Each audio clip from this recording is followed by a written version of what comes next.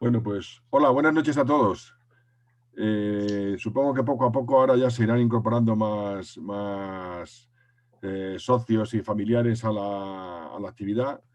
Muchas gracias a todos por conectaros y no hace falta que os presente a Jaime y a Javier, Jaime Fernández y Javier Ibáñez, que son los Buenas. dos socios que amablemente están haciendo todos los meses estas observaciones comentadas. Y bueno, afortunadamente tenemos Jaime, que tiene el observatorio y el telescopio instalado. Donde lo tiene instalado, pues el cielo está más despejado que aquí en Boadilla. Aquí en Boadilla no podríamos hacerlo, pero allí hay nubes, por lo visto, pero suficientemente tenues como para que se pueda hacer. Así que sin más preámbulos, os dejo con Jaime y con Javier, para que empiecen ellos la proyección y los comentarios. Muy bien. Si alguien tiene preguntas que hacer en cualquier momento, pues le pone su micrófono y hace preguntas. Efectivamente. Pues gracias, muchas gracias, Eduardo. Buenas noches a todo el mundo. Como ha dicho Eduardo, si tenéis preguntas o comentarios durante la sesión, pues por favor, libremente nos interrumpís y aquí estamos muy en petit comité, muy en confianza. Lo que sí vamos a pedir es que por favor pongáis el mute mientras no queréis hablar, pues para evitar ruidos que haya por detrás o que sean inesperados y que interfieran en lo que es la sesión. ¿Y quieres comentar algo, Jaime? No, solamente presentarnos, que ya lo ha hecho Eduardo. Y bueno, esto es una iniciativa que se está haciendo con carácter mensual. De aquí hasta que nos aburramos y bueno, un poco con la idea de mostrar, aprovechar esto, ¿no? Que tenemos el telescopio robotizado y poderlo mostrar a través de sesiones en Zoom, ¿no? Javier y yo somos compañeros de trabajo, nos conocemos de nuestros trabajos y bueno, pues casualmente pues somos aficionados a la astronomía, ¿no? Y pues estas cosas que al final no lo sabíamos hasta que un día nos juntamos y empezamos a hacer estas cosas. Bueno, ¿qué vamos a ver hoy, Javi? Pues si quieres comparto. Ops, no puedo compartir porque alguien no me deja. Gracias. Vale, pues hemos preparado un mapa, lo que llamamos el mapa llave, por donde vamos a ir esta noche. Vamos a quitar los vídeos para evitar consumir ancho de banda, ¿vale? Sí, cierto.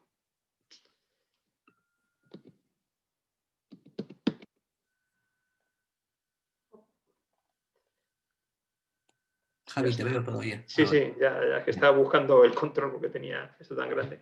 Bueno, pues lo que vamos a hacer esta noche es, por un lado, aprovechar el cielo que se ha quedado, porque como decía Eduardo, hemos estado durante todo el día dudando si íbamos a poder hacer la sesión o no, porque durante la tarde pues hemos estado con muchísimas nubes y luego pues, gracias, se ha ido aclarando y bueno, pues parece que tenemos una noche bastante buena. Entonces, Estamos en el 8º día de lunación y lo que vamos a ir viendo pues es esto que tenéis aquí delante.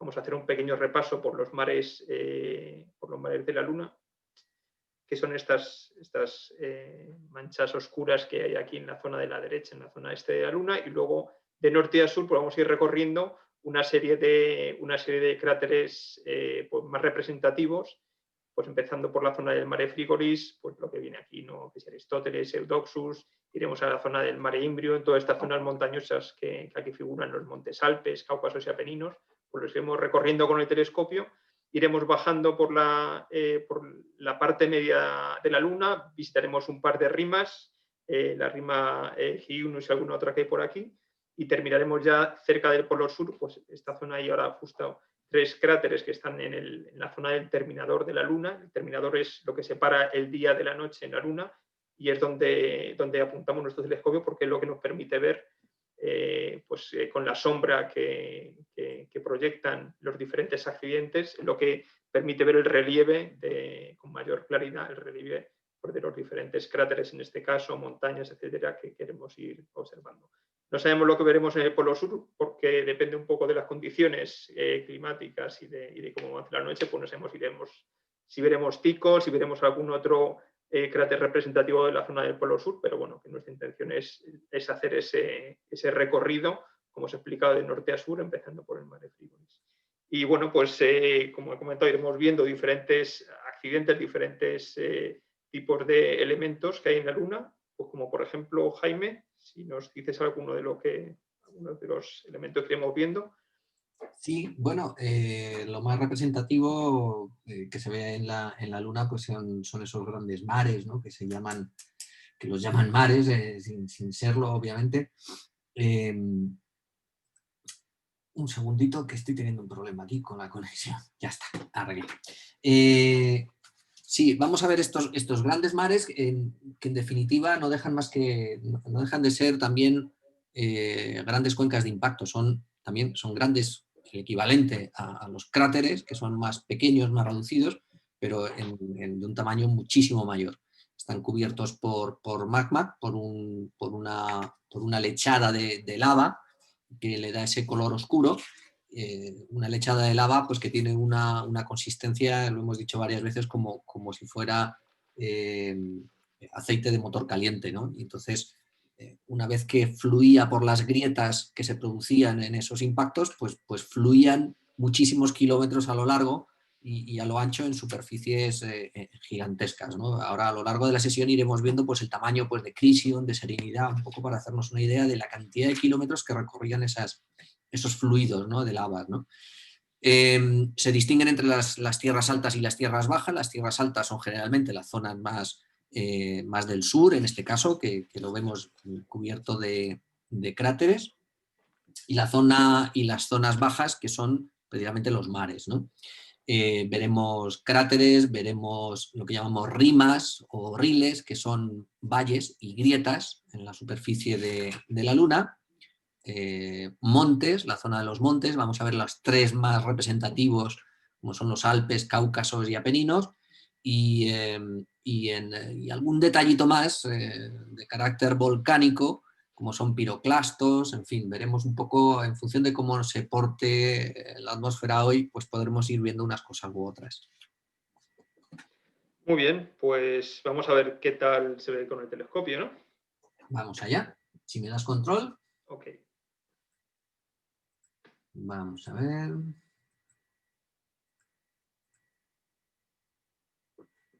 Aquí lo tenemos. Muy bien. Bueno, fijaros, aunque está nublado, un poquito nublado, son nubes altas, pero hay bastante estabilidad en la atmósfera, no tiembla demasiado la imagen. Si lo hubierais visto hace media hora, esto era un flan. Pues así es la atmósfera, tiene sus cositas, a veces va bien y a veces va un poco peor. ¿Le podemos quitar un poco de zoom, Jaime, a ver si vemos, a ver si apreciamos lo que son los mares? Hasta aquí, no llega más. Ajá, vale. Bueno, pues si quieres comentamos primero, así por encima, para que os hagáis una idea de las dimensiones que tienen esos mares. Ese mar de la derecha, ese que parece tan pequeñito, que es el mar de la Crisis, pues eso es como, bueno, tiene 550 kilómetros de diámetro, 555 es una cifra fácil de recordar. También comentaros que lo que estáis viendo en el telescopio, en la imagen ahora, no es la imagen invertida.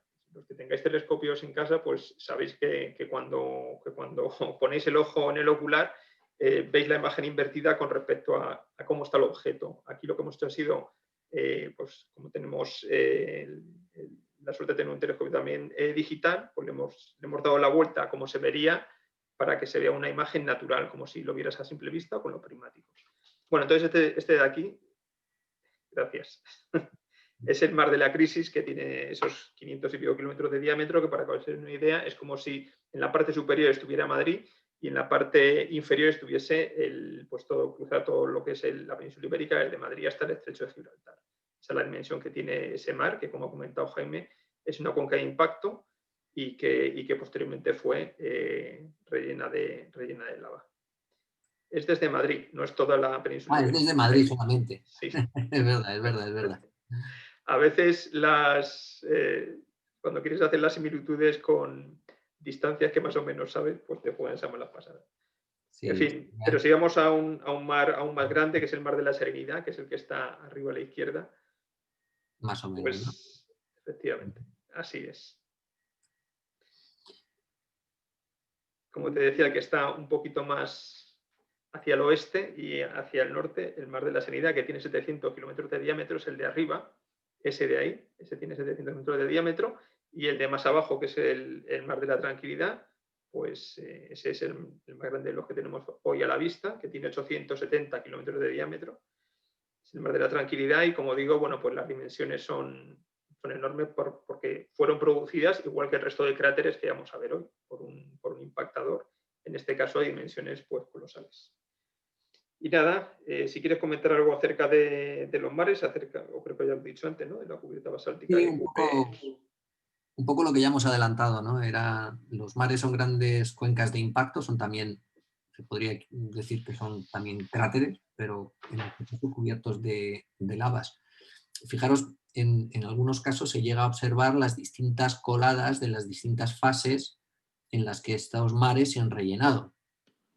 No siempre se rellenan en el mismo instante en que el gran impactador genera la cuenca, sino que esa cuenca queda a la superficie de la corteza muy agrietada y poco a poco va fluyendo lava por esas grietas y bueno, desde un punto pues empieza a cubrir grandes extensiones, pues como 800 kilómetros de distancia, ¿no? Ya se ve... Ay, perdón que interrumpa.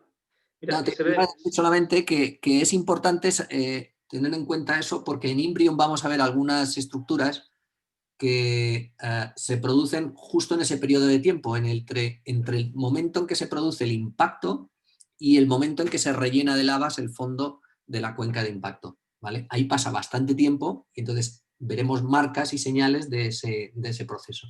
Dime, Javi, perdona. No, que es que estaba viendo que se aprecia exactamente en el centro del mar esa especie como de rayo que lo corta desde, efectivamente, que sigue esa diagonal.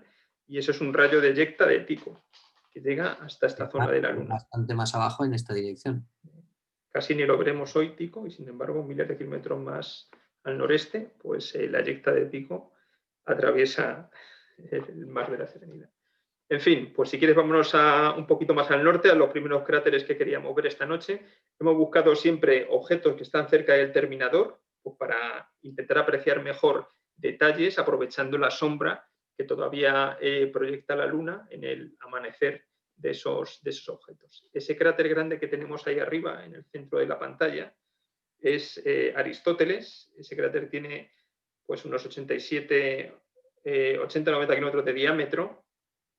Y bueno, pues la antigüedad que tiene pues es de unos 3.200 millones de años. ¿Vale? Es característico pues, que tiene un arco de montañas que van entre tanto este cráter y el cráter que hay a continuación. No sé si puedo señalar ese arco de montañas entre Aristóteles y Eudoxus, efectivamente. Puede ser o bien restos de un antiguo cráter que fue, a su vez, destruido por los cráteres que cayeron a continuación, los meteoritos que cayeron a continuación, o bien simplemente una cadena montañosa que casualmente pues, une ambos Aristóteles y Eudoxus. También hay un cráter que me suele, que no sé si se aprecia bien, Edge, ahí es un cráter un poquito más abajo donde ha señalado. Es un cráter fantasma. No. Perdona, a la izquierda, lo de la cadena montañosa, es que esto no lo teníamos preparado por eso, pero es que se aprecia y efectivamente eso es lo que se llama un cráter fantasma, que ya que estamos justamente ahí, que es bueno, pues relativamente pequeño, pero ya que está, pues lo comentamos. Los cráteres fantasmas pues son cráteres antiguos que han sido inundados por o bien coladas de lavas o bien por restos de impactos de otros cráteres adyacentes y han quedado casi tapados, casi fundidos, casi no se ven. Por eso se llaman cráteres fantasmas. Pero en este caso pues se aprecia ahí levemente. Si estáis viendo la imagen con un ordenador lo veréis mejor que si estáis con el móvil, claro, pero bueno. En el caso que lo estamos viendo ahí y sí, estaba intentando ajustar un poco la imagen para mejorar el contraste, pero no.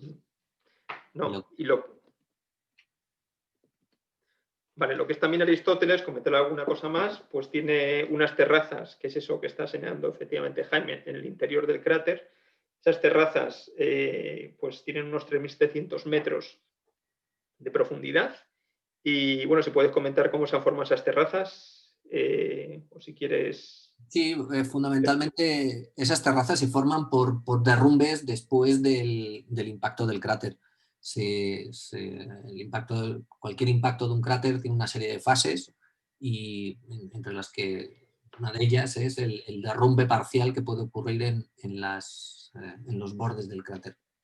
Por cierto, ¿estáis notando una pérdida de contraste? Es debido a que, bueno, de vez en cuando pasan nubes por delante y tengo que andar un poco jugando con ello, ¿vale? Pero bueno. Otro detalle de Aristóteles, y ya lo dejamos. Ah, mira, ese es otro cráter que hay. Mitchell es un cráter, nos comentaban, Eduardo nos comentaba que era muy curioso, muy peculiar, porque parece ser que lo normal en la Luna es que nos encontremos un cráter pequeño que machaca un cráter mayor, dejando su borde hundido, mientras que en este caso es más bien al revés. El cráter Mitchell es el pequeñito, este pequeñito, es más antiguo que el cráter principal, Aristóteles, y es el que ha machacado, el grande ha machacado al pequeñito. Es un caso curioso, simplemente. Así es. Qué pena esa turbulencia porque no podemos apreciar lo que son los picos centrales en concreto de Aristóteles, que otras noches sí que los hemos podido ver y sin embargo hoy pues, bueno, pues las condiciones climáticas es lo que tiene. Si quieres comentar algo más de Aristóteles o de Eudoxus, que es el cráter que está inmediatamente más abajo, o si quieres pongo un par de fotos. Eudoxus, nada, es un cráter relativamente modernito. Muy moderno, ¿no? Es de 1.100 millones de años y bueno, pues tiene 100 kilómetros de diámetro, o sea que es relativamente pequeño y tiene un pico central pero que no se ve, por desgracia. Hoy está cada vez más nublado, ¿eh? Os digo que en cualquier momento se empieza a estropear y tenemos que cerrar. Bueno, por comparar... sí, perdón. Una cosa muy pequeñita, que lo curioso de Mitchell, lo que acaba de contar Jaime, para que todo el mundo entienda por qué eso es curioso, en el sistema solar los meteoritos que van impactando, al principio los más grandes fueron los primeros que impactaron. Según iba pasando el tiempo iban quedando los más pequeños, con lo cual los cráteres que se formaban cada vez es más pequeño. Es decir, como norma general, cuanto más pequeño es un cráter, por decirlo así, más moderno es. Entonces, lo curioso aquí es que es al revés, que el pequeño es más antiguo que el grande. Eso es lo que, justo por eso, porque al ser pequeño debería haber estado más tiempo todavía dando vueltas por el sistema solar. Y en cambio fue de los que cayó antes que el grande. Y además el grande, como dices, pues se calcula que tiene una antigüedad de 3.200 millones de años. O sea que es un cráter antiguo. Y sin embargo, pues Mitchell es anterior. Si me dejas el control y enseño algunas fotos de alta resolución de estos objetos y pasamos ya Ahí está. Al siguiente. Muy bien. Vale, pues esta es la zona que queríamos ver. Claro, aquí se ve mejor, ¿no? Lo que tiene la LRO, que no tiene turbulencias y está más cerca.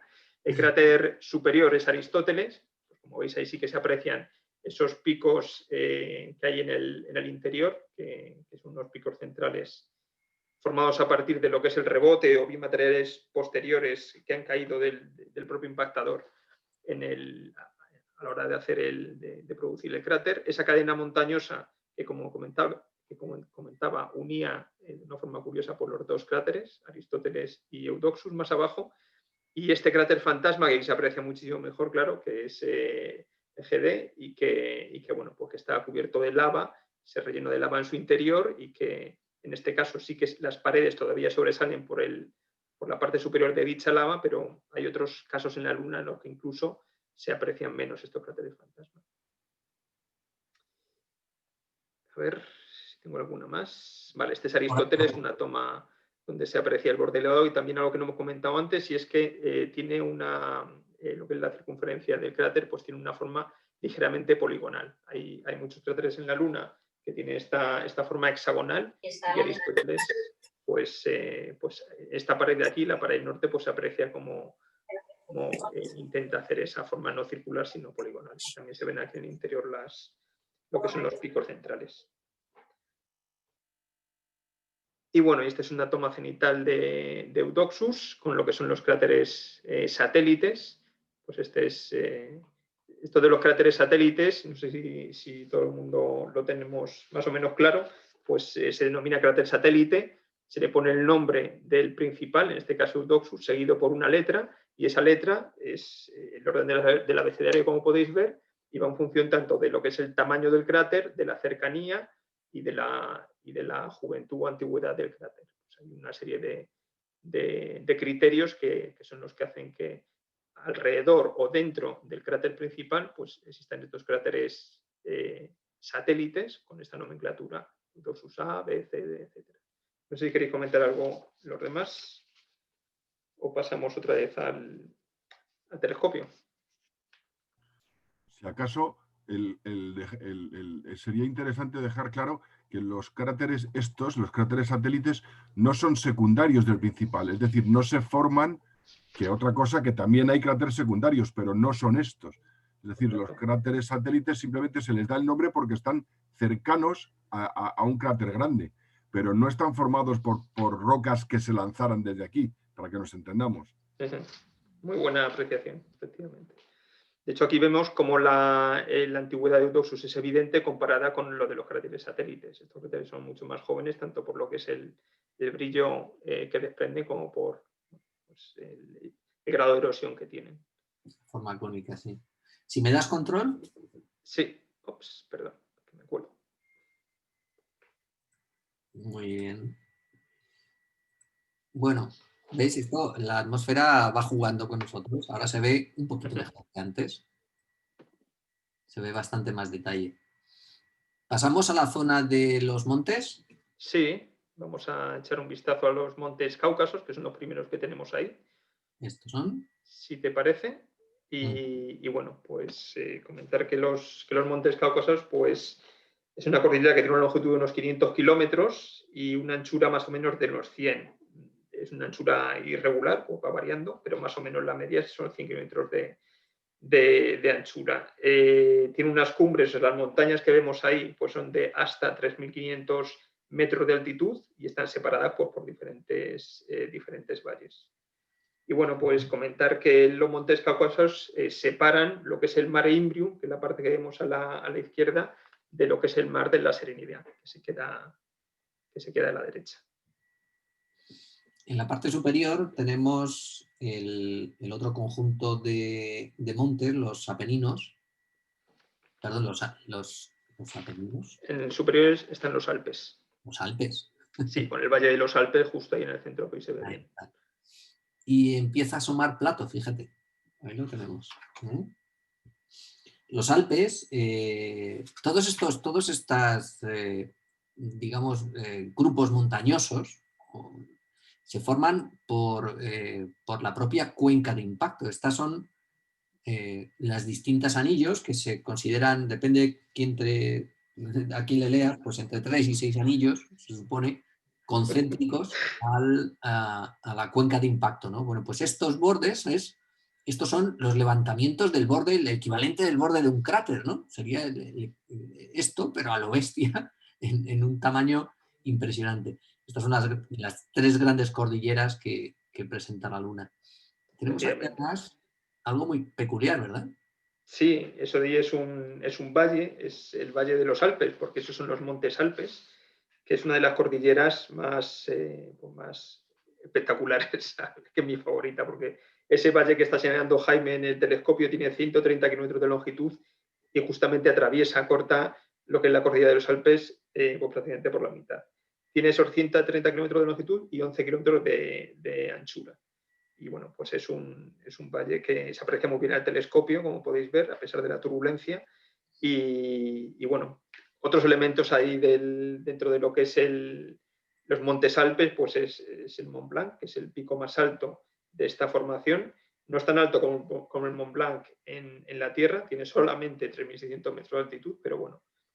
Y también como dato para que lo sepáis, pues esto de los Montes Cáucasos, los Montes Alpes, los Apeninos, etcétera, pues ¿quién le dio estos nombres? ¿Lo tienes por ahí a mano, Jaime? No. Pues te lo digo yo.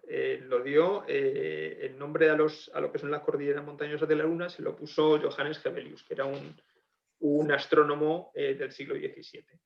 Entonces, bueno, pues este señor es el que le puso el nombre a todas las cordilleras, obviamente en alusión a las cordilleras que hay en la Tierra, a los montes que hay en la Tierra, y bueno, pues esa nomenclatura ha pervivido hasta ahora, hasta nuestros días. Mira, volviendo al valle, el valle, además de las estructuras que se ven, que es esta gran estructura, hay en el fondo hay una grieta que tiene aproximadamente 700 metros de anchura, que bueno, obviamente hoy no la vemos. No la veo, no la aprecio. No, no se ve. Y hay fotografías de muy alta resolución relativamente recientes que nos hablan de estructuras muy complejas. Una estructura que se aprecia como si fuera una presa de lava rota, como si hubiera recorrido y hubiera estado represada, pero hubiera desbordado y se hubiera roto. Un estanque de lava, una isla en el centro de este flujo de lava. Es decir, la propia estructura interna del valle es impresionante. Tampoco se sabe no está muy claro si es un graben, si es una falla, o es parte de las eyectas que pudiera tener, o parte del gran impacto de Imbrium. En fin, no se sabe si está relacionado o no, pero desde luego la estructura interna de este valle es para, bueno, pues para mandar una misión, está claro. Oh, estaría bien, estar allí. Uh-huh. Bueno, pues, oye, se ve ahí muy bien el monte Pitón. Sí. Ese de ahí, efectivamente, qué casualidad. No sabíamos si se iba a ver o no. Y ese monte, pues, como veis, está en mitad de lo que es el Mare Imbrium. Se cree que forma parte de uno de los anillos que se formaron después del impacto. Pero bueno, lo característico de este monte es que primero se ve muy bien, como os podéis apreciar lo que es la sombra, porque está hace relativamente poco que ha amanecido sobre este monte, y entonces todavía se ve como la sombra se proyecta en lo que es la superficie del mar. Tiene 2.200 metros de altitud y bueno, pues el nombre hace referencia a lo que es el Pitón del Teide, que es la parte alta que siempre está nevada, que siempre está blanca y que ahí en Tenerife se le denomina el Pitón del Teide. Y bueno, pues se le puso este nombre a esta zona de aquí, que además tiene más referencias a montes españoles, a los montes Tenerife, etcétera. Pero que esta noche me temo que nos quedamos solamente con el monte Pitón. Uh-huh. Podemos dar una vuelta por Cassini. Vamos a echarle un vistazo a Cassini. Cassini. Esto lo tenemos por aquí, ¿verdad?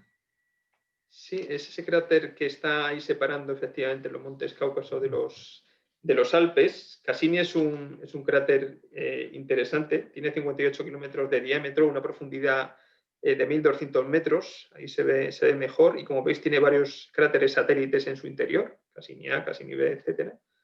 Y bueno, además de los que se ven ahora con este telescopio, tiene muchos más, porque es un cráter bastante antiguo. He leído recientemente que se cree que está producido en una fecha posterior a lo que es la fecha en la que se excavó la cuenca del Mare Imbrium, pero anterior a lo que es el relleno de lava, por eso de Mare Imbrium, por eso pues, tiene la lava de Mare Imbrium en su interior.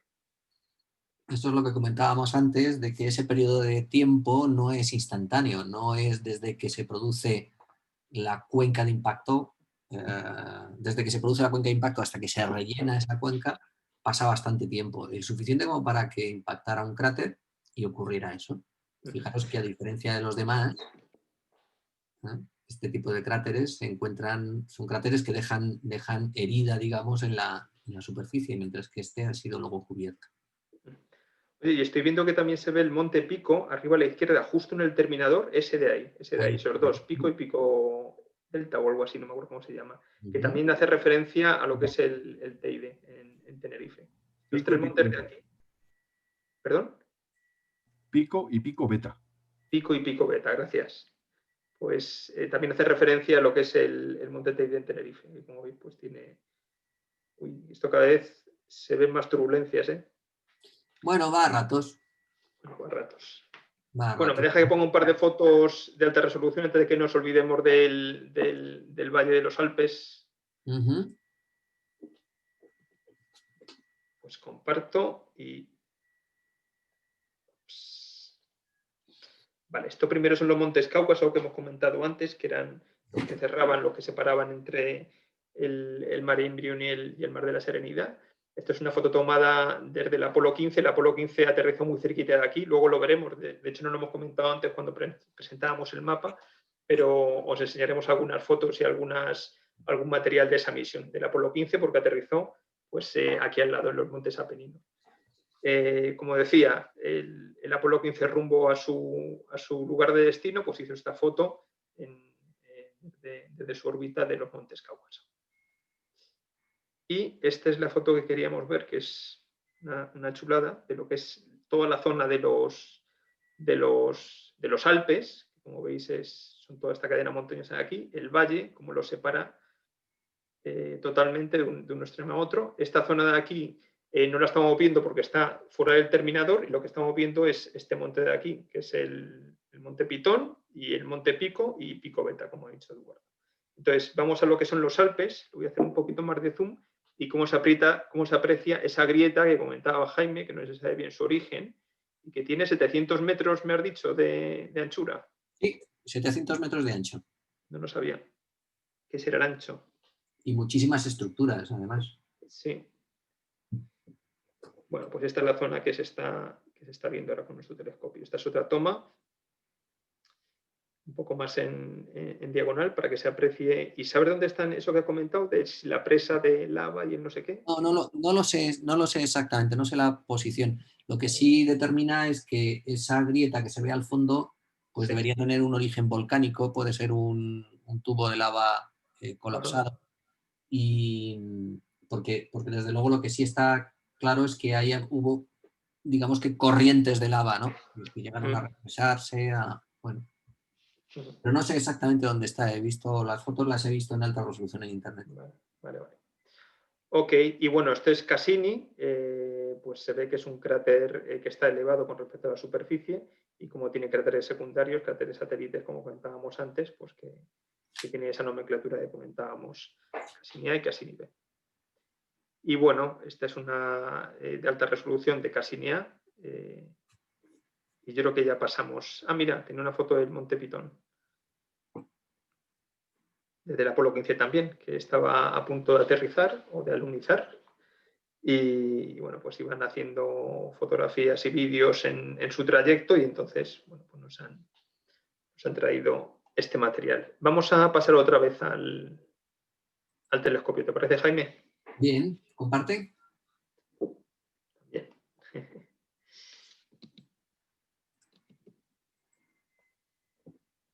Muy bien, aquí está. Vale, pues comentar esos cráteres que están dentro de lo que es el Mare Imbrium. Efectivamente, esos dos cráteres de ahí son los que queríamos compartir con vosotros. El de arriba, ese de ahí, efectivamente es Aristillus, que como veis es un cráter que tiene un borde con una rampa muy amplia que se aprecia genial esta noche, o sea que bien, qué suerte. Esa rampa de ahí pues está producida por el material expulsado en el momento del impacto que creó lo que es el cráter. Tiene 55 kilómetros de diámetro y una profundidad de 3,6 kilómetros. Se aprecia en las montañas del interior, por cierto. O sea que en este caso sí que lo vemos. Se aprecia mejor en los cráteres que están cerca del terminador, por lo que habíamos dicho, por el efecto de la sombra, lo que nos permite ver esos detalles que en los elementos que están más lejos del terminador, que da la luz desde la parte cenital, pues se pierden esos detalles. Sí, que apenas tiene 1 kilómetro de alto este pico, en comparación con los 3,5 kilómetros del borde, más o menos. Sí, efectivamente. Uh-huh. Y bueno, y el cráter ese más grande que está ahí, efectivamente, ese cráter que se ve tan perfecto, es Arquímedes, que tiene, bueno, pues tiene, ¿cuánto tenía? Ay, leches, es que lo he perdido. Vale. Tiene 83 kilómetros de diámetro y tiene una profundidad de 2.150 metros. Ahí sí que se aprecia bien lo que es la sombra de la pared en el interior del suelo del cráter, y es lo que nos permite ver muchas veces pues, cuáles son realmente la forma de esa pared. Si tiene irregularidades, si tiene montañas, si tiene derrumbes, etcétera. Porque al ver la sombra, es como sabes exactamente de qué está, cuál es la forma de la pared. Fijaros No tengo nada más de estos dos cráteres. Si queréis pasamos ya a la formación montañosa que hay más al sur, que son los montes Apeninos. Y que estos montes Apeninos pues, es la formación montañosa más extensa de la Luna. Tiene una estructura muy curiosa desde el punto de vista geológico, porque si os fijáis, tiene como estructuras de fallas perpendiculares al origen que estaría en Imbrium. ¿Os fijáis que tienen todas estas estructuras? Por cierto, aquí hay una rima que no se ve. Casi se ve, ¿no? Casi se ve, ¿no? Si eres creyente... Bueno. Sí, ahí está... ¿No? Perdona, no te he oído, Jaime. Aquí pasó algo, ¿no? Sí, esa es la zona de aterrizaje del Apolo 15. Las fotos que hemos visto antes, tan cerquita de los montes Cáucaso y de esta zona, del Monte Pitón, pues la sacaron los astronautas del Apolo 15, que aterrizaron justamente ahí, en la zona de los Apeninos, en las laderas del Monte Hadley, que es ese que está más arriba, a ver si lo señalan. Es el Hadley, ese de ahí, ese es el Monte Hadley, pues entre la sombra. En esa zona de ahí, a la sombra del Monte Hadley, entre esas dos montañas aterrizaron los astronautas del Apolo 15 y bueno, hay una rima, una grieta que se llama la grieta Hadley, que luego veremos en detalle y que si quieres comentar esa grieta. Sí, aquí se adivina un poco en la visión del telescopio. Este tipo de grietas son típicamente volcánicas, se forman a la hora de colapsar unos tubos volcánicos por los que va circulando la lava. Es como los jameos estos famosos, ¿no?, que hay en las islas. Esas estructuras, una vez que se forman, esas tuberías, una vez que esa lava ha dejado de correr a través de esas tuberías, quedan huecas y con el tiempo colapsan y generan precisamente esas pequeñas grietas. Veremos luego otra en la zona de Hyginus y bueno, pues ese es el origen de la estructura. Pareció suficientemente interesante como para mandar una misión aquí, la Apolo 15. Efectivamente. Si me dejas el control y enseñamos unas fotos mientras vamos charlando del Apolo 15. ¿Lo tienes?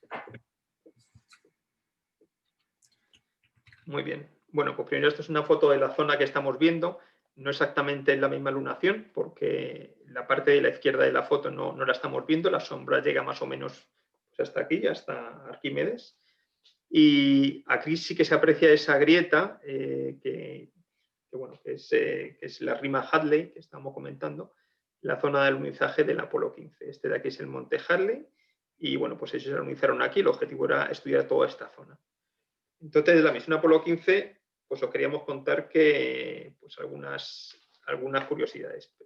esta es la rima, esta es esa grieta enorme que veíamos desde la toma pues más en cenital, y esto donde pone aquí 15, pues el Apolo 15, y estos caminitos pues son las diferentes misiones que hicieron durante su estancia en la Luna.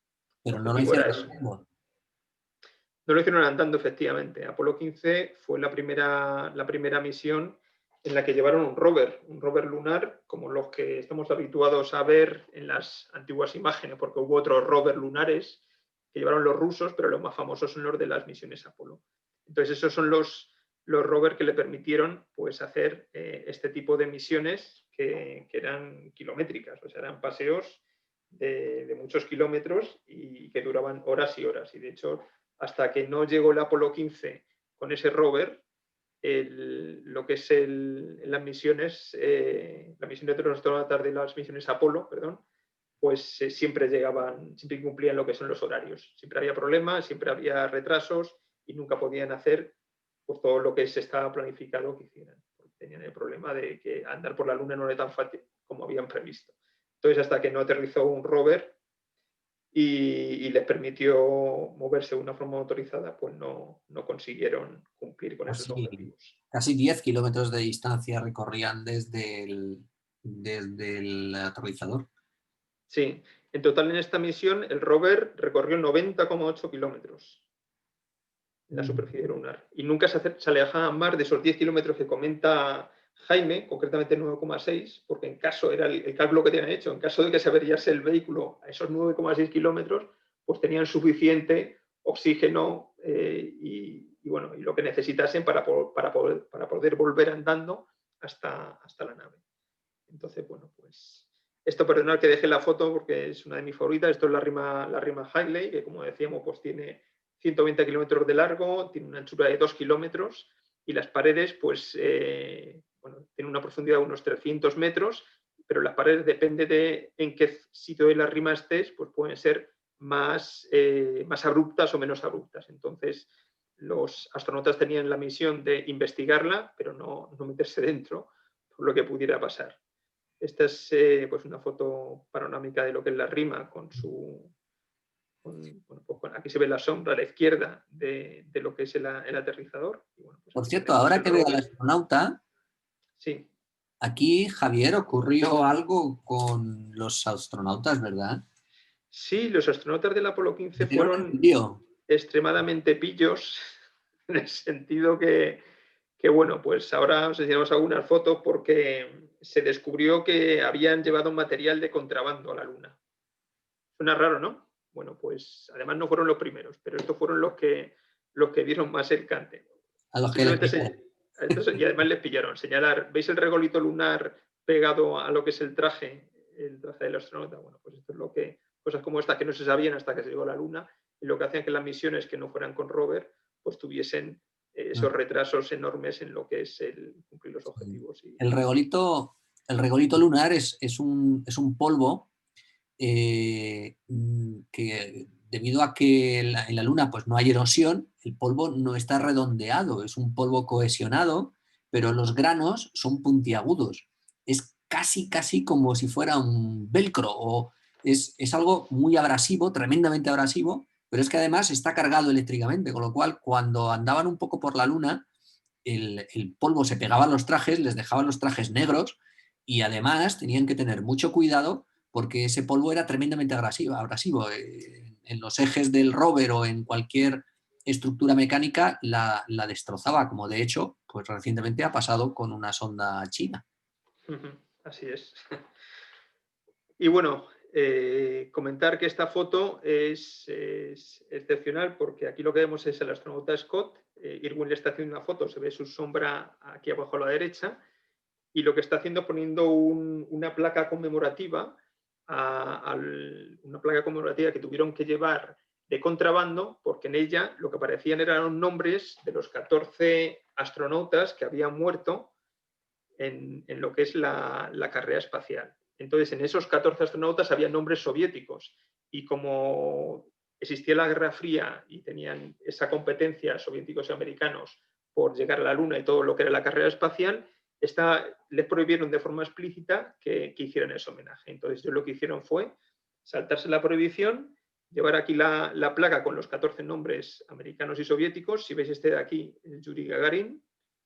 Y además dejaron esta pequeña estatuilla de metal que, bueno, pues rota, de metal roto, pues que conmemoraba, ¿no?, a esos astronautas que habían perdido la vida en la carrera espacial.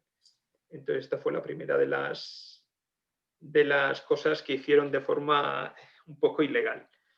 Y la segunda que hicieron fue, pues, esto es una foto del astronauta Scott sellando cartas. ¿Para qué vas a echar una carta en la Luna, el astronauta Scott o cualquier otro? Bueno, pues llevaron de contrabando 400 cartas a la Luna, con sus sellos, sus membretes, que ahora os enseñaré, y la idea que tenían era complementar su sueldo vendiendo esas cartas, 100 cada uno más otras 100 para el marchante de arte, vendiéndolas en el mercado negro. En la época de la carrera a la Luna, pues todo lo relacionado con el tema del espacio estaba tan de moda que esas cartas se pagarían a precios astronómicos. 400 sellaron uno a uno, ahí veis cómo está estampando lo que es el sello de la carta. Y bueno, pues este es uno de los ejemplares que, bueno, pues les pillaron, como hemos dicho antes, se las confiscaron y le pusieron una multa por haber metido contrabando de esta manera. Bueno, es que en realidad estos astronautas en aquella época no os penséis que eran bien pagados, más bien todo lo contrario.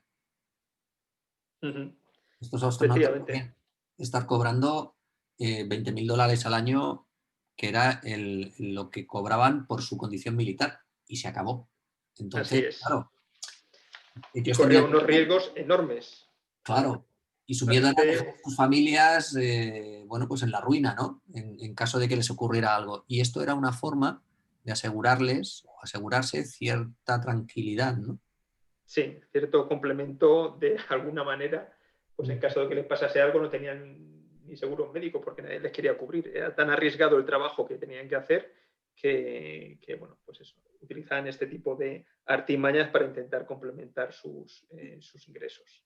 Había parte, por ejemplo, la NASA te permitía llevar una serie de elementos y traértelos de vuelta pues, para su posterior venta o exhibición en museos, pero había otra parte como esta, en el caso del Apolo 15 y otros Apolos hicieron, otros de otros Apolos hicieron exactamente lo mismo, pero este fue el más conocido porque les pillaron con todo. Así que volvemos al telescopio, si quieres. Sí, perdona, Eduardo. No, solo iba a decir una cosa, abundando en lo que estáis diciendo, que ninguna compañía de seguros les aseguraba, les hacía un seguro de vida. Sí. Ninguna compañía aceptaba hacerles seguro de vida. Y claro, tenían prevención respecto a las familias. Y con esto lo solucionaban con los sobres, pero como decía Jaime, con los permitidos por la NASA. Los que llevaron de más no. 400. No sabemos dónde los metieron, pero ahí estaban. Venga, pasamos al telescopio otra vez.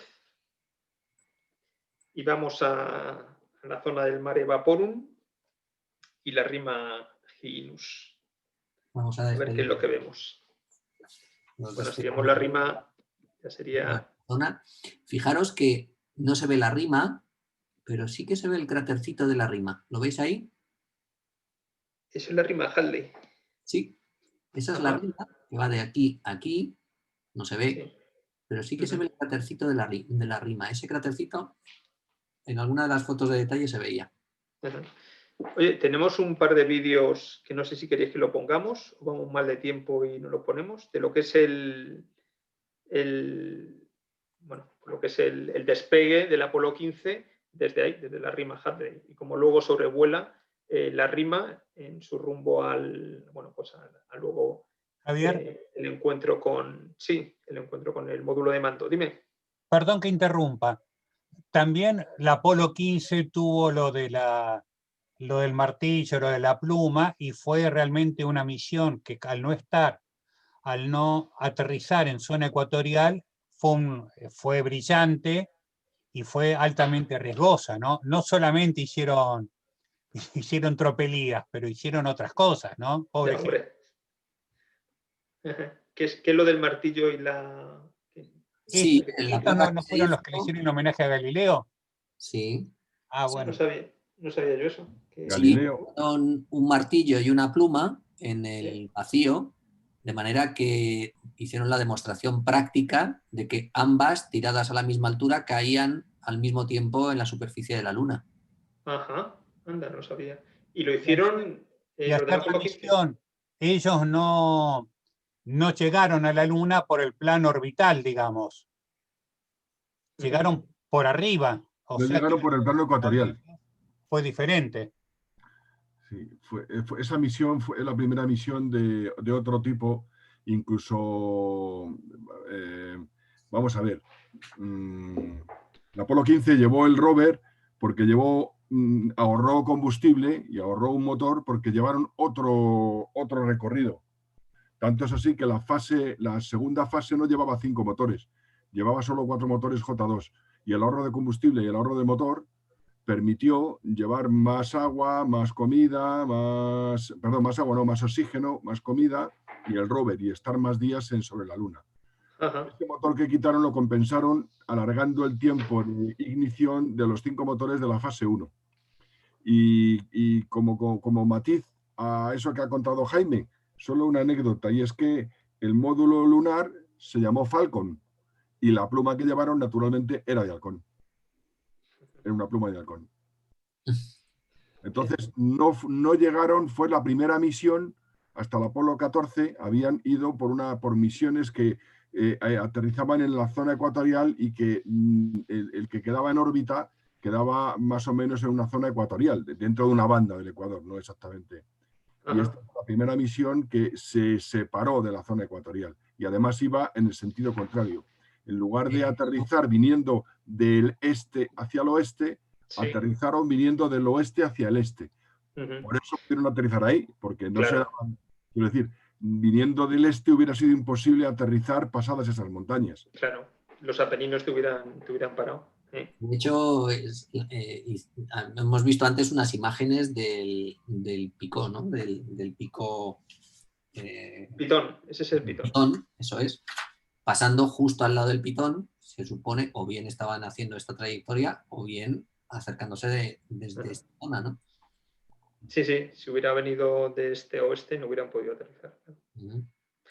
De hecho, el Apolo 15 hizo muchas cosas muy importantes, aparte de que luego ellos, pues sí, personalmente tuvieron los problemas con los sobres y tuvieron los problemas de la estatuilla, los problemas los tuvo más el escultor, el belga que lo hizo, pero con la NASA, que le amenazó con ponerle pleitos.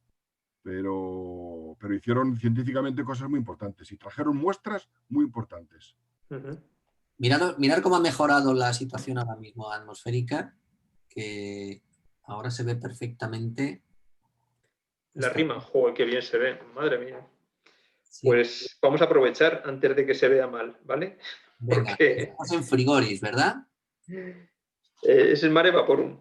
Perdón, Vaporum. Sí. Frigoris está en un mar antiguo. Frigoris está arriba del todo al norte. Bueno, pues la rima Givinus y su volcán, que es ese cráter que estamos viendo ahí en el centro. Señálalo con el ratón, porfa, Jaime. Ahí lo tenemos. Ese es el cráter, efectivamente. Eso es. Y bueno, cuenta tú si quieres cómo se sí, esta rima es muy peculiar, ¿no? Y el propio, entre comillas, cráter que hay aquí, en realidad es bastante peculiar también porque no es un cráter.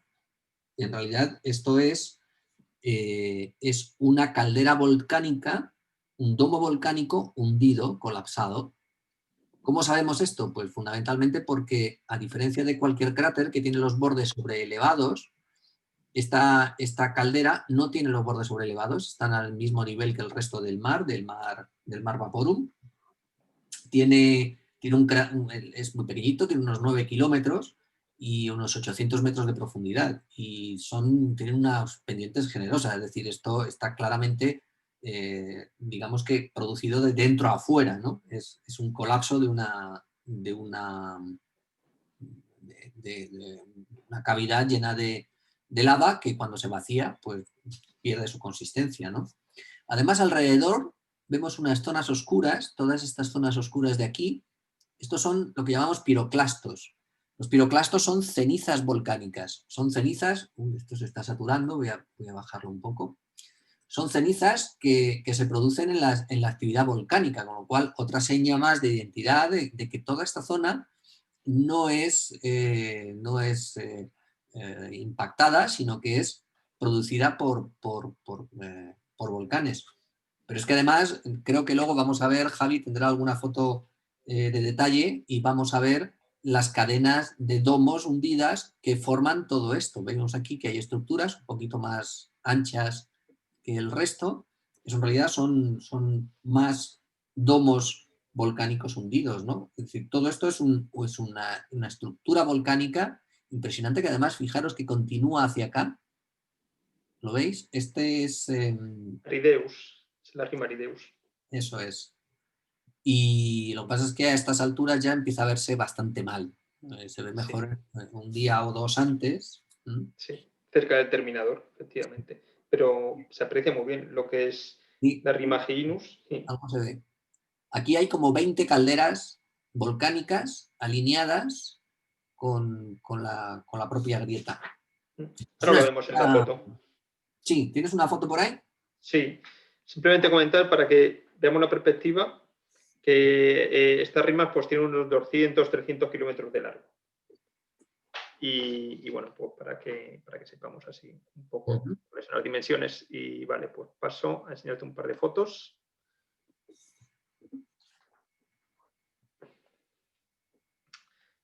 Nos hemos quedado en Hyginus. Aquí está. Esta es la zona de Hyginus, este es el Mare Vaporum y esta es la rima que estamos comentando. Ahora veremos una foto de más cerca, pero aquí ya se aprecia lo que está diciendo Jaime, por lo que es el volcán que está en el centro de la rima y que es el que provocó. Aquí está Arideo, a continuación, como veis, están de alguna forma conectadas y bueno, en esta foto yo creo que se ve mejor lo que son las diferentes calderas que colapsaron y que formaron lo que es la rima en su control. La rima en su totalidad. Si quieres comentar todo. Y además en la parte norte, fijaros que hay un segundo cráter que está coalescente con este de Hyginus, pero es un poquito menos profundo, unos 500 metros, sí, perfecto. Y que tampoco tiene el borde elevado, es decir, volvemos otra vez a lo mismo, son estructuras claramente volcánicas. Sin embargo, de Arideus, mira, esta es la última foto que tenía de muy alta resolución. Esta es perfecta. Tomada por la LRO. Y como se ve lo que decías, en el borde de lo que es el volcán, se sabe que es un volcán porque no tiene borde, es como plano con respecto a lo que es la superficie que le rodea. Sin embargo, en este cráter de aquí se aprecia cómo tiene ese borde levantado. Por eso sabemos que esto es un cráter de impacto y estos son volcanes. Típico reservorio de magma que se desmorona y bueno, pues se producen estos...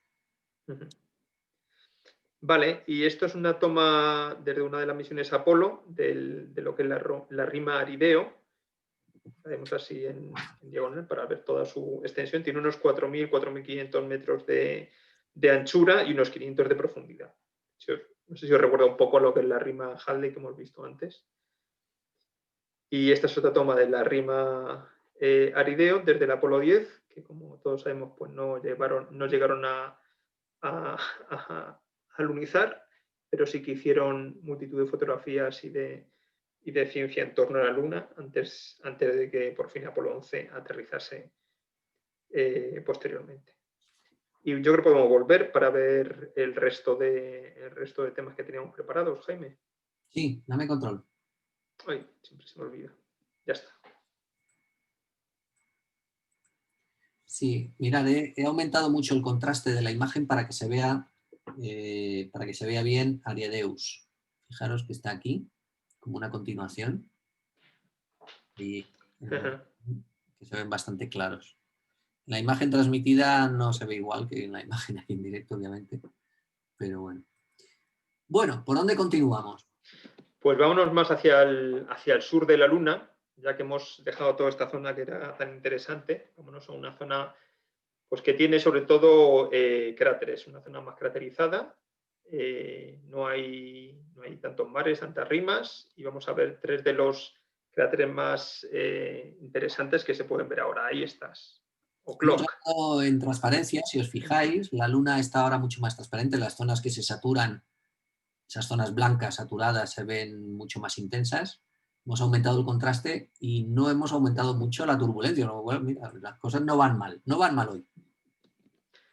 Muy bien, pues esta zona de aquí, que como veis está justamente en el terminador, por eso seleccionamos estos 3 cráteres, pues es estos 3 cráteres, que es efectivamente Ptolomeo, Alfonsus y Arzachel.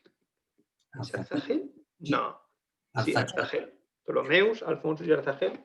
Esos 3 cráteres, pues Galileo, ya que habéis comentado lo de la Galileo, pues Galileo en su obra Sidereus Nuncius decía que a él le parecían que eran como las plumas de un pavo real, como el ojo de las plumas de un pavo real. Si os imagináis lo que son esas plumas de colores, pues él a través de su rudimentario telescopio a lo que le recordaban. Entonces esta zona, pues él menciona que es, ¿cómo se llamaba, Eduardo? El Cauda Pavonis, ¿no? Cauda Pavonis. Cauda Pavonis oculis, efectivamente. Era como, dice que le recordaba eso, ¿no? Y además estos cráteres son interesantes porque hay 2 que hacen referencia o bien a astrónomos o bien personajes de la historia que han tenido relación con la astronomía y que son españoles.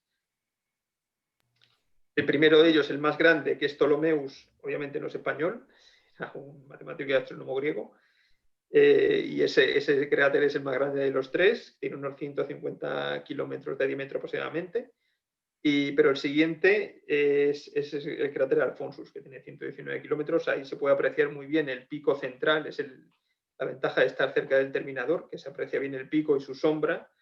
Y bueno, pues de este cráter decir que además tiene algunos depósitos de piroclastos oscuros que bueno, se pueden apreciar ahí, sí, esa zona que... Esta zona, pero la grieta está en la parte inferior. ¿Tiene una grieta también? Sí, tiene una grieta que luego en una foto la veremos mejor porque ahora como la turbulencia no nos deja apreciar exactamente el detalle, pero bueno, y el último de los cráteres, que es Arzachel, que es el más pequeño de los 3, de la zona de Cauda Pavonis, pues tiene 100 kilómetros de diámetro y bueno, pues tiene 3.500 de metros de profundidad en las paredes. Uy, qué turbulencia más grande. Y como decía, Alfonsus hace referencia a Alfonso X el Sabio, que como su nombre indica, el sabio, su apodo, pues era una persona que estaba muy interesada y que ayudó y que de hecho bajo su mandato se tradujeron numerosos tratados de astronomía de otras culturas, de griegos, árabes, judíos, etc.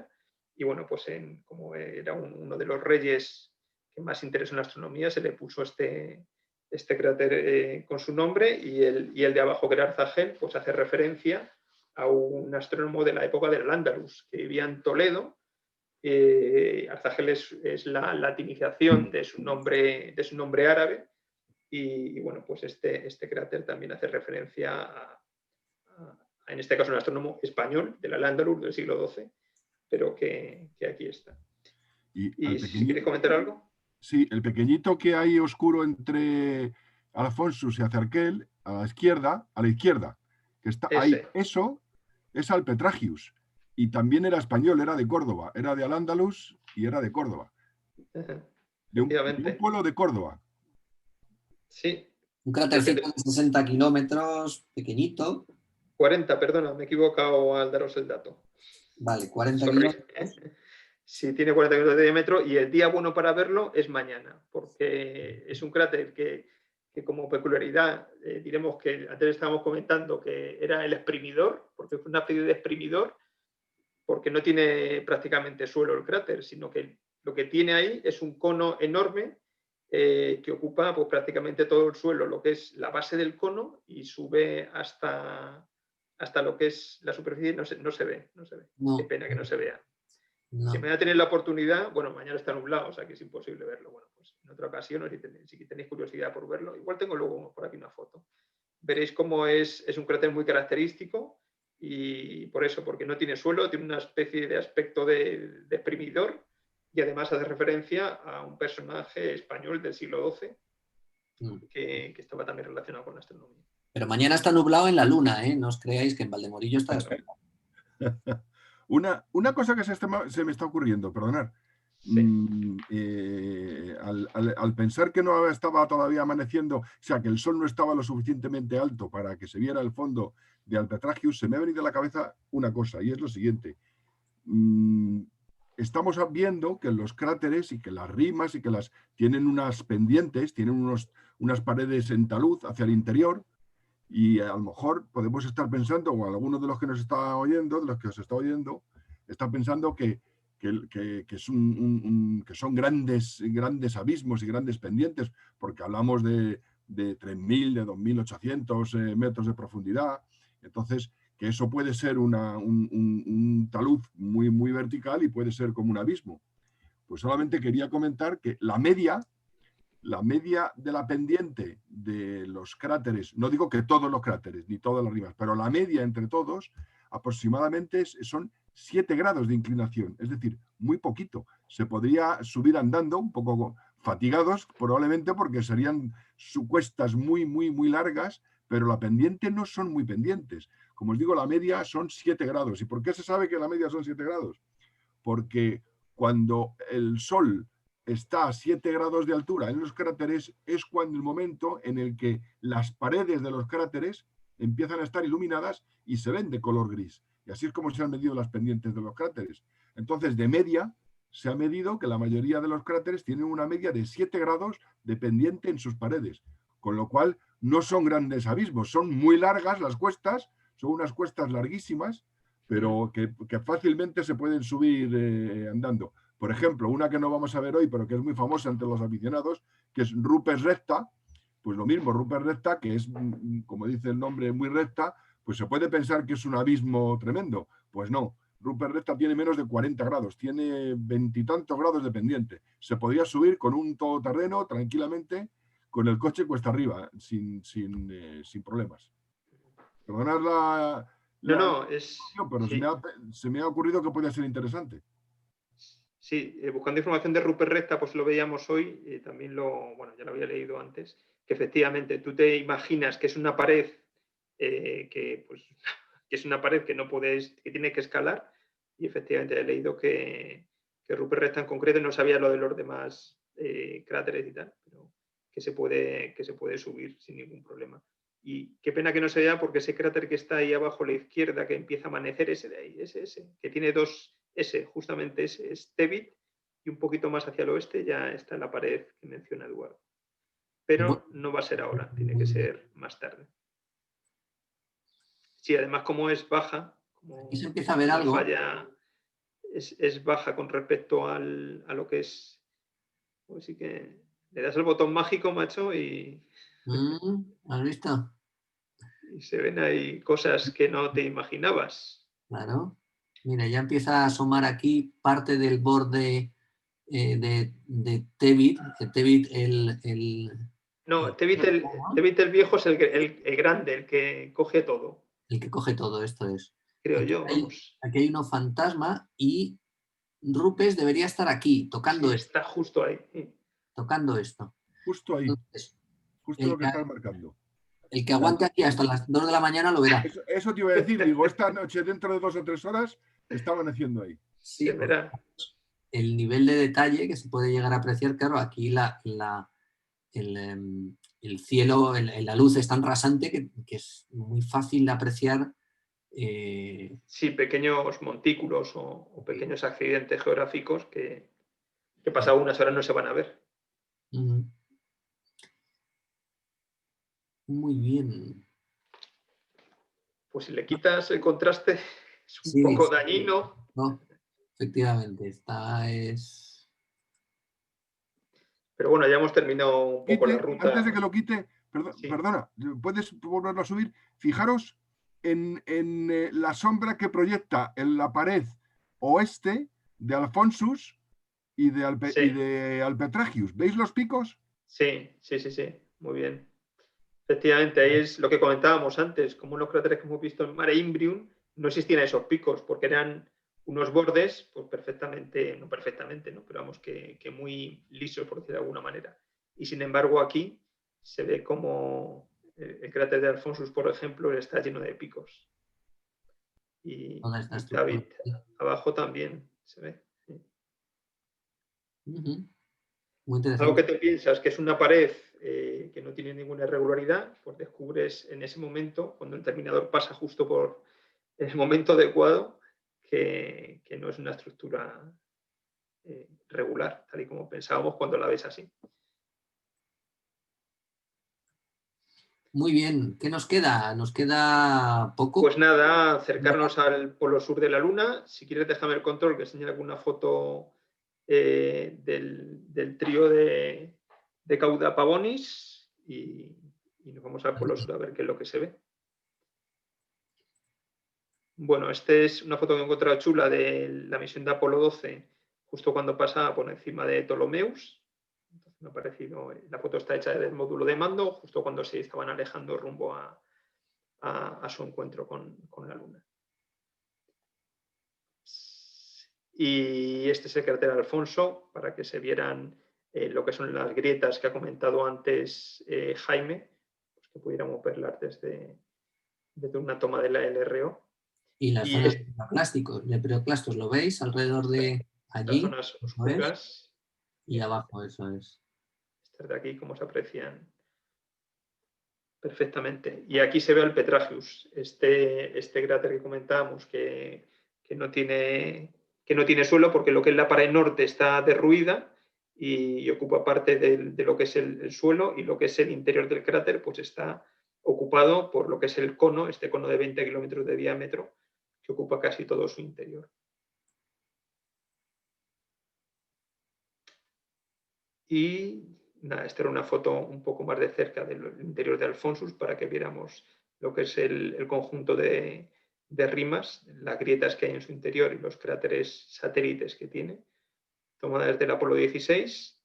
Y esta era, pues, mira, aquí ya se aprecia la espada. Lo que queríamos enseñar aquí, pues es otra toma de esta zona en otro momento y con otra resolución. Arzageles, este de aquí arriba, este de aquí es Alphonsus, y el Petragius, que como veis, aunque yo creo que, corrígeme si me equivoco, Eduardo, yo creo que tiene que pasar un par de noches, ¿no?, hasta que se pueda apreciar con el telescopio lo que es el interior del cráter.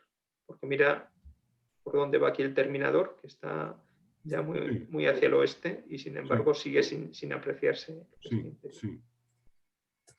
Decíamos que sobre las 2 de la mañana de hoy, pero cuando hablábamos de Rupert Recta. Ajá, sí. Para que se vea el fondo de Alpetragius tiene que pasar probablemente mañana por la noche, ya se verá. Sí. Muy bien, pues te dejo el control, Jaime.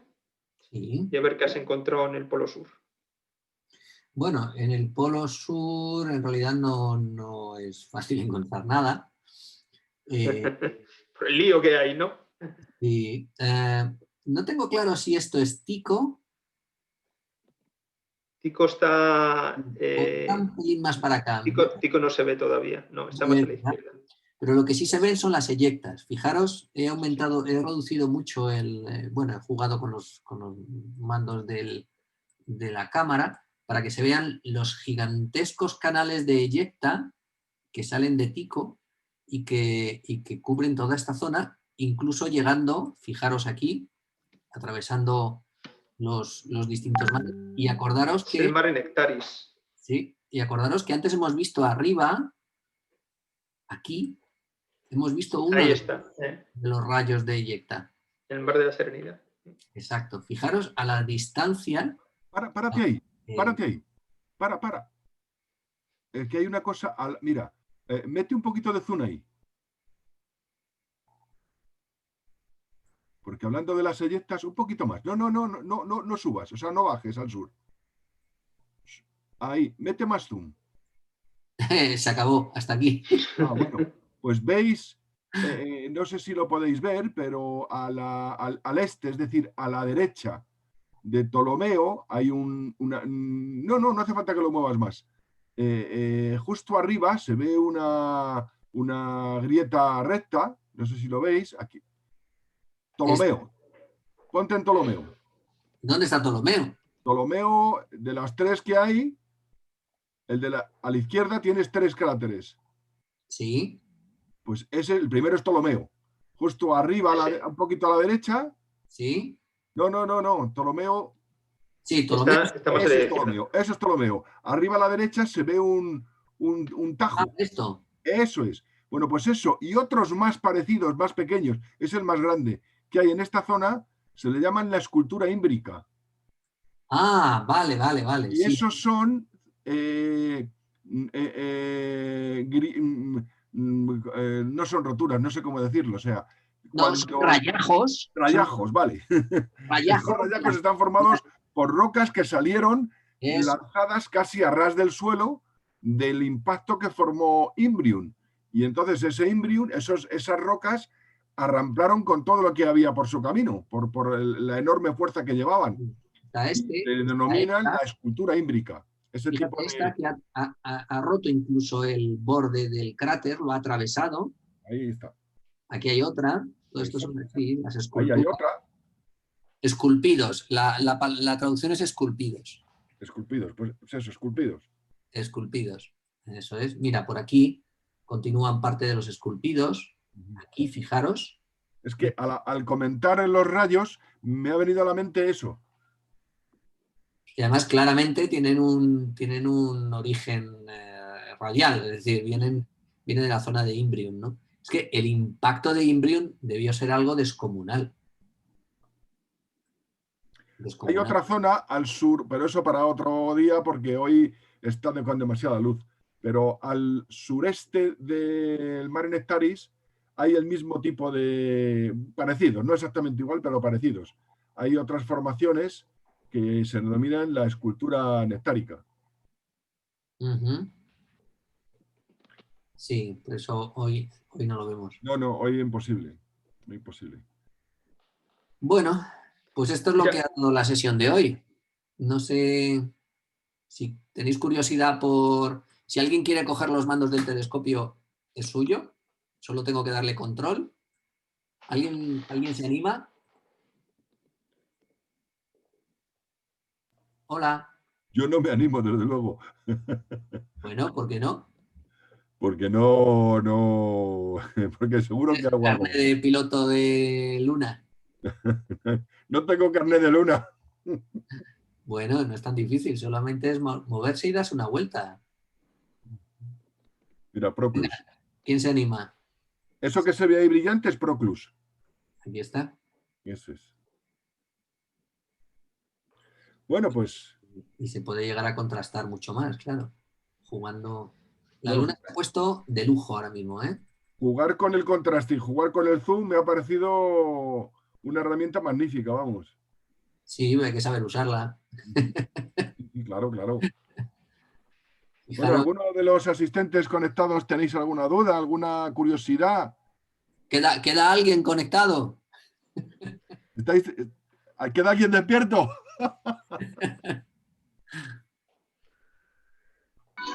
Bueno, yo lo que pasa es que estoy viendo al mismo tiempo aquí con mi familia la tele, con lo cual produciría mucho ruido de fondo, pero tengo una pregunta.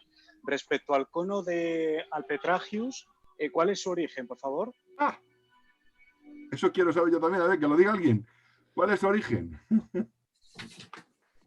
El origen de... Bueno, pues yo he leído que en parte es el origen del cono, en parte es como cualquier otra formación del pico central de otros cráteres que hemos estado viendo, pero en este caso el, entre comillas, crecimiento de este cono se debió probablemente a un tema volcánico, según he leído en algún sitio.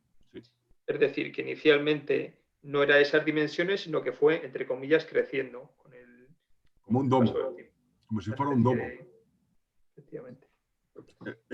Se piensa que es el mismo tipo de origen que forma de abajo arriba la presión del magma que forma los cráteres concéntricos, solo que en este, por la dureza de los materiales, en lugar de formarse un cráter concéntrico, ha subido y se ha formado una especie de domo dentro del cráter. Pero es una hipótesis, ¿eh? Sí, es hipótesis. Sería una excepción dentro de los domos, ¿no? Porque generalmente los domos son de unas alturas muy bajitas, de 100 metros, Claro, y pocos claro. metros. Sí, sí. Y cientos la de metros. acumulación no es habitual. En cualquier caso, en términos generales, los vértices centrales de los cráteres pues tienen su origen en rebotes de la propia corteza en el impacto. Como cuando se tira una piedra a un estanque y rebota, ¿no? Se produce una especie de cuenca que rebota hacia arriba y produce ese impito central, ¿no? Todos los cráteres deberían tenerlo, salvo que, bueno, pues en algún momento se derrumba y se cubra por lavas, pero por lo general veis que tiene su puntito central. El origen, en este caso, en el caso de Alpetragius, pues bueno, es bastante más grande de lo habitual. Claro. Podría ser o no podría ser. Oye, comentar que estábamos justamente ahí, encima de Alfonsus, y se me ha olvidado decir antes que el pico central de Alfonsus es uno de los lugares donde se han observado fenómenos lunares transitorios. Ahí, efectivamente. Bueno. Si puedes comentar lo que son los fenómenos lunares transitorios.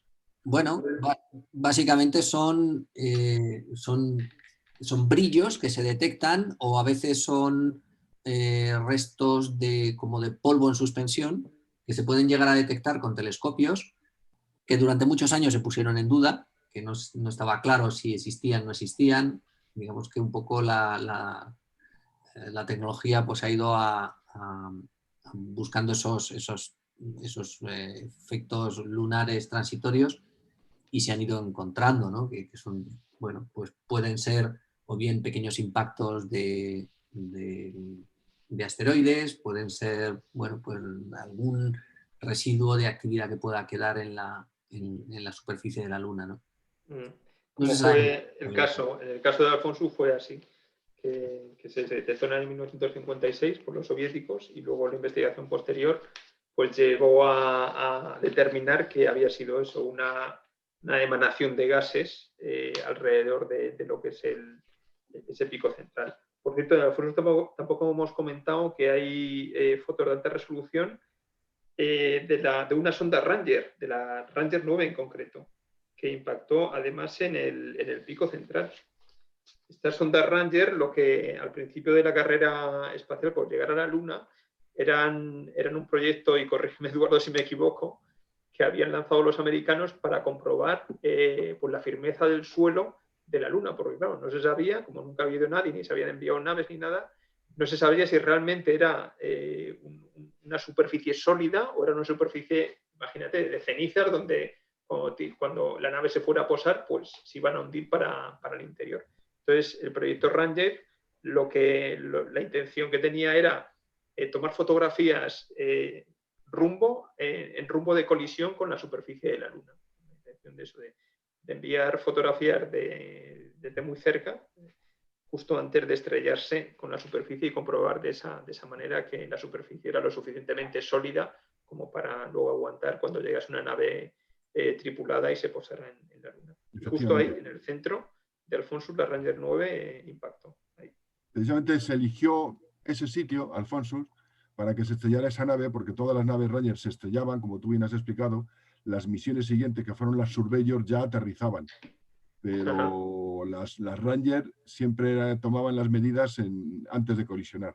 Y en el caso de esa Ranger se eligió ese cráter, Alfonsus, porque era el último cráter precisamente en el que se había detectado el científico soviético que tú has mencionado, que se llamaba Kozyrev, pues fue el último vulcanista, por decirlo así. Para que todos los que nos están escuchando se hagan una idea, antes de las misiones Apolo había entre los científicos mucha controversia en si el origen de los cráteres eran cráteres de impacto por un meteorito o eran cráteres de volcanes apagados. Aunque ahora nos parezca una locura pensar que pudiera haber tantos volcanes y tan grandes en la Luna, pero realmente lo pensaban, los científicos lo pensaban. Tanto es así que este Kozyrev, estando observando este cráter, Alfonsus, desde su observatorio, pues observó una luz roja en el centro de Alphonsus. Y esa luz roja, además, tenía del telescopio, en ese momento estaba haciendo medidas espectrométricas y pudo sacar un espectrograma. Y en ese espectrograma pues salían líneas que podían relacionarse con carbono. Y entonces Kozyrev dijo, esto es lava, es que esto está viendo una emanación de lava, por lo tanto son volcánicos. Y fue el último de los científicos que todavía mantuvo la hipótesis vulcanista del origen de los cráteres en la Luna. Como bien ha dicho Javier, los otros científicos rusos, en un congreso 3 o 4 años después, 3 años creo, pues echaron por tierra esto y demostraron que no, que realmente era una emanación de gas. Y por eso se eligió que el Ranger fuera y se estrellase justo en el cráter Alphonsus, para comprobar si era o no era cierto que allí había un volcán. Las medidas que hizo este Ranger, pues les hizo indicar que no había ningún volcán allí. Después, las fotografías y las medidas y las comprobaciones más cercanas con misiones Apolo y con otras naves, otras sondas que se han mandado, han comprobado lo que ha dicho Jaime, que sí, que hay, a pesar de que el cráter es un cráter de impacto, en cambio hay varias zonas, 3 muy grandes que se ven desde la Tierra, pero hay más, se pueden contar hasta 7. Pero hay 3 que se ven, las hemos visto ahora mismo con el telescopio de Jaime. Hay 3 zonas donde hay emisiones piroclásticas, es decir, emisiones de volcánicas, cenizas, bombas volcánicas pequeñas y que están alrededor de cráteres. O sea que efectivamente allí, en Alphonsus, ha habido actividad volcánica. Sin embargo, no es para nada, no está relacionado con lo que supuestamente vio Kozyrev, que supuestamente lo vio justo en el pico central del cráter Alphonsus. Muy bien, muy interesante esa explicación. Si es que casi no te voy a decir cada cráter, pero cada zona de la Luna tienes tema para hablar. Pues, sí. Mira, si le metéis tú una hora a Alphonsus, yo creo que la pared ahora mismo está yo creo que vemos la Ranger 9. Mirad qué bonito es el borde de la pared los picos que está dejando. Aumenta un poquito el contraste. Un segundo. O eso que haces tú que... Sí, es que estaba haciendo una foto. Ah.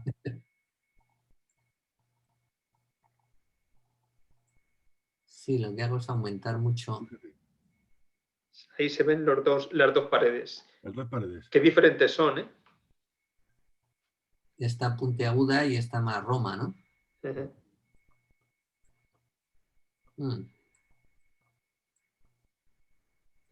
Bueno, y como sigamos aquí, porque Tebit ya se ve perfectamente. Hasta las 2 decíais, ¿no? Hasta las 2. Bueno, ¿alguna curiosidad más? ¿Alguna pregunta? Si no, ponemos ya el vídeo de... Si hay alguien despierto que se manifieste.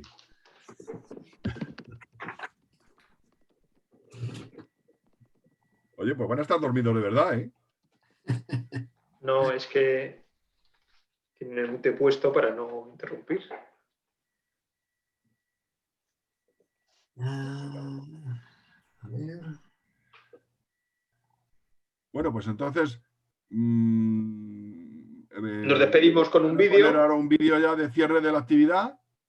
Sí, nos ponemos nuestro propio vídeo para despedirnos y deciros adiós. Y... Fantástico, muchísimas gracias. Nada, gracias a vosotros. Gracias a vosotros. Ha sido un placer desconectar de todo y venir a la Luna. Excelente, muchas gracias. Insisto, gracias a Jaime y a Javier por su generosidad con su tiempo y con sus equipos para hacer estas observaciones tan interesantes. Gracias a todos los que os habéis conectado y solo nos queda, después de dar las gracias, el convocaros para los que estáis siguiendo el curso de Affinity Photo que está haciendo Julio, pues el martes que viene tendremos otra sesión y a a todos los demás, deciros, déjame que vea, que la próxima actividad ya será en noviembre. Ahora solo nos quedan ya las dos sesiones más del curso de Affinity Photo y ya en noviembre tendremos la conferencia mensual y, naturalmente, convocarnos también para la siguiente observación lunar comentada que, Dios mediante, será el 20 de noviembre, el viernes 20 de noviembre, si las nubes nos dejan. Pues muchísimas gracias, ha sido un paseo precioso por la luna. Gracias a vosotras. Gracias a todos. Vamos a poner el vídeo. Ponemos un vídeo chulo de despedida. Si lo encuentro. Espera un momentito que estoy buscándolo. Bueno, y mientras ponemos el vídeo, comentaros que el lunes la NASA ha anunciado, ha anunciado que van a hacer un anuncio acerca de algo que han descubierto en la Luna, con un telescopio de infrarrojos que va montado un avión y que, bueno, ha hecho una serie de observaciones y han descubierto algo que ellos consideran como muy llamativo y el lunes pues nos lo van a desvelar a todos. Así que a los que nos gusta mucho la Luna, estamos esperando al lunes como si fuera vamos los una Reyes semana. Magos. No os ha afectado nada. Y esta semana lo de los Iris Rex. Sí, la verdad es que no hay semana que no haya temas interesantes. Sí. No tengo el link del vídeo. Espera, que lo estoy buscando. Ah, claro, es que lo habéis metido en el chat. Vale, estaba en el chat he buscando. metido el de Claro de Luna, pero no el de la LRO. Te lo busco en un momento. Vale.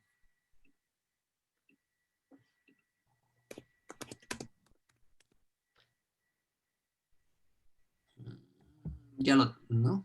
No. A ver si lo tienes tú, que tengo un problema con mi cuenta de YouTube. Lo estoy buscando.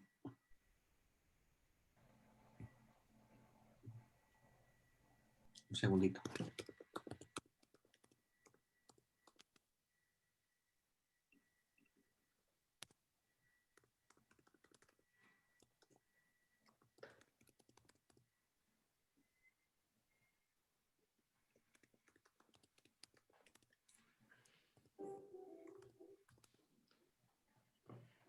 Jaime, ya lo tengo. Ah, ya, vale. Te lo paso en el chat. Se lo paso a todos, por si alguno lo quiere, se lo quiere guardar. Aquí lo tengo. Este es el de 4 minutos, no es el de 14, ¿vale? Sí. Vale. Pues nada, dejo de compartir el telescopio. Empiezo a compartir por aquí. A ver si lo encuentro, que ya se me ha perdido. Aquí está.